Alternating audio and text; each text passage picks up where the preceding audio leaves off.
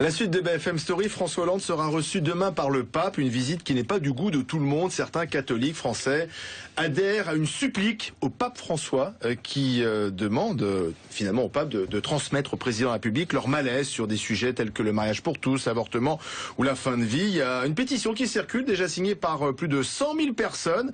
Vous auriez pu la signer, en tout cas vous soutenez cette supplique. Jean-Frédéric Poisson, bonsoir. Oui, bonsoir. Vous êtes député UMP, président du Parti chrétien-démocrate. Que reprochez-vous à cette visite papale? À la visite en tant que telle, pas grand-chose, parce que finalement, que deux chefs d'État se rencontrent pour parler des sujets qui les préoccupent, il n'y a rien que le plus normal. Par ailleurs, la formulation du président Hollande qui disait dans sa conférence de presse « le pape peut être utile », soit c'est méprisant, c'est pas bien, soit c'est maladroit et c'est encore plus grave. Le président Hollande va rencontrer le chef de la diplomatie la plus dense, la mieux informée, la plus organisée du monde, le chef de l'organisation sanitaire, sociale et humanitaire la plus peuplée, la plus dense et la plus active du monde. Donc il n'a que des choses à apprendre et c'est très bien ainsi. François Hollande devrait faire preuve d'humilité face au pape? Je pense qu'en général, quand on va rencontrer quelqu'un, on doit faire preuve d'humilité, que ce soit le pape ou quelqu'un d'autre. Et on a le respect qu'il faut pour la fonction qu'il occupe. La place du pape dans le concert des interlocuteurs mondiaux est parfaitement éminente. Et je regrette qu'au détour d'une phrase, le président de la République française ait semblé l'oublier.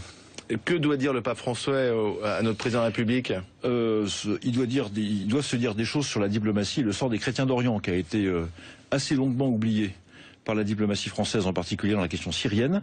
Il a fallu que nous soyons quelques-uns à protester. Alors, avons-nous été entendus, nous, ou d'autres que nous, peu importe, mais à l'automne dernier, lorsqu'il s'agissait de savoir s'il fallait intervenir en Syrie ou pas, la diplomatie française considérait assez volontiers les chrétiens d'Orient comme une forme de variable d'ajustement dont il ne fallait pas tenir compte. Ça a un peu changé depuis, c'est très bien. Il y a cette question-là. Il y a la question du partage des richesses sur lesquelles je pense ils peuvent être assez d'accord. Et puis il y a toutes les questions intérieures qui justifient pleinement une forme de ressentiment assez sec des chrétiens français à l'égard du chef de l'État et qui ne va pas cesser demain. Alors sur quoi, par exemple? Vous l'avez dit tout à l'heure en ouverture, le mariage pour tous, toutes les questions de début et de fin de vie, les questions de l'avortement qu'on a traité cette semaine, la fin de vie qu'on nous annonce pour la fin de l'année. Et puis il y a surtout ces actes symboliques qui sont très très importants pour beaucoup de personnes, les profanations à répétition de lieux de culte, l'affaire des Femen à la Madeleine à Paris. Vous trouvez que François Hollande n'a pas suffisamment dénoncé ça? Mais enfin, 15 jours de silence des autorités sur un acte pareil, est-ce que vous trouvez que c'est normal?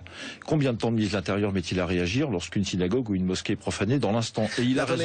François Hollande, finalement, maltraite en quelque sorte, selon vous, les catholiques français? Je ne sais pas s'il les maltraite, mais vous savez, quand le ministre de l'Éducation nationale dit sur Internet dans une vidéo qu'il n'y aura pas de paix sociale possible en France tant qu'il y aura l'Église catholique, ça mérite au minimum une condamnation publique et au maximum le retrait de ses fonctions. C'est un propos guerrier. Nous n'avons pas besoin de propos guerriers. Donc je repose ma question, est-ce que François Hollande et ce gouvernement est en quelque sorte en train de maltraiter les catholiques français? François Hollande, je n'en sais rien. À titre personnel, je ne l'ai pas entendu dire quoi que ce soit, mais je trouve qu'il y a une inertie dans le gouvernement dont François Hollande est le patron, et une forme d'indifférence ou de mauvais traitement, de traitement de défaveur, comme j'ai pu dire chez certains de vos collègues, réservé aux chrétiens, qui ne sied ni à la tradition de notre pays, ni à la place que les chrétiens occupent dans la société très normalement, comme les autres, mais dans un pays laïque. Et dans un pays laïque de tradition judéo-chrétienne, pardonnez-moi de le rappeler ici, et qui tire beaucoup de ses organisations et de ses inspirations de cette grande religion. Cette semaine, on parlait notamment de l'avortement avec la suppression du critère de détresse dans la loi. C'est un mauvais coup porté également à finalement ce que vous défendez, ce que des catholiques peuvent défendre? Je crois que c'est un signal très net d'une volonté de rendre les individus encore plus isolés, encore plus fragiles. Les socialistes sont petit à petit en train de sombrer dans ce qu'ils ont naguère combattu le plus vivement, c'est-à-dire une espèce de religion de l'individu qui se substituerait à d'autres religions, avec une revendication illimitée des droits et comment dire, une forme d'individualisme absolument prégnant partout. Ça n'est pas une bonne nouvelle. Ça banalise l'avortement?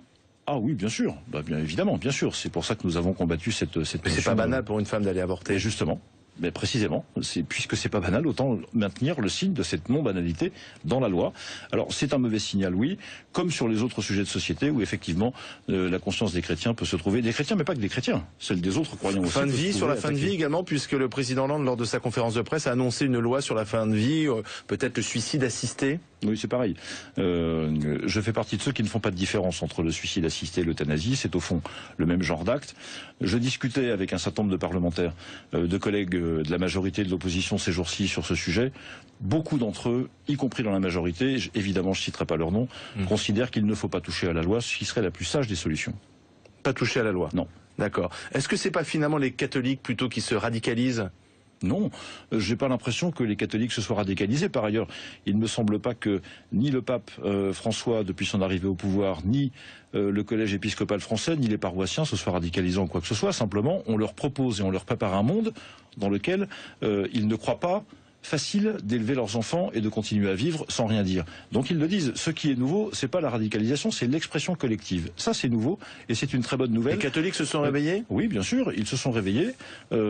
J'espère que le président de la République les entendra un peu mieux. Ce qui est certain, c'est que si le président de la République pense faire un coup de com', comme on dit, pour se réconcilier avec les chrétiens de ce pays simplement au prix d'une photo avec le pape, il se met le doigt dans l'œil. Il se met le doigt dans l'œil.